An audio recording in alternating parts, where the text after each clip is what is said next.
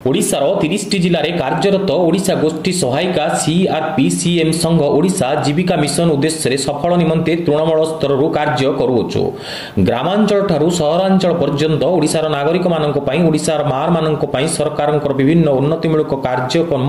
आज को 8 मास है बिना वेतन रे सुचारू रूपे संपादन करुओछु। आपणक गोचरार्थे जणाई देउछु कि आसंता डिसेंबर 4 तारिख 2024 रे विधानसभा सम्मुख एक गणधारणा करने को संघ तरफ निष्पत्ति निया जायछि। निवेदन करू कि उक्त दिन आपण उपस्थित रही आम मानक समस्या समाधान करने को निवेदन करुछु। समय आम आंदोलन करथिलु लोकंकर आशा था ओडिशा रे नुआ सरकार आसले आउ टिके बेटर वे महिला मानक आगु नब 12 वर्ष भीतर जो सीआरपी संगठन सीआरपी माने महिला मानक आगु नैथिले सरकार से मानक आंशिक जो किछि पैसा दरमा दउथिले से किछि पैसा रे मध्य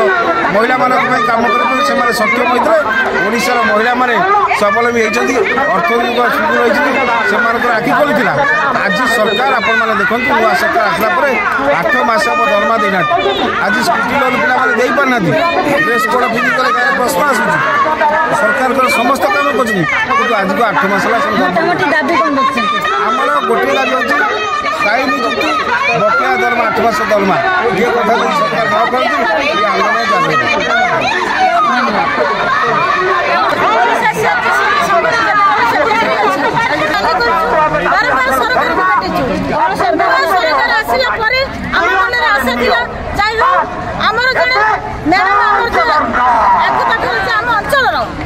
प्रभाती मैडम मिशन सूत्र मंत्री हेले आम मान कथा से बुझे आम मान दुख शुणे किंतु बारंबार भेटला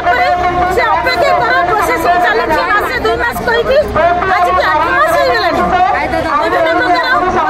कहते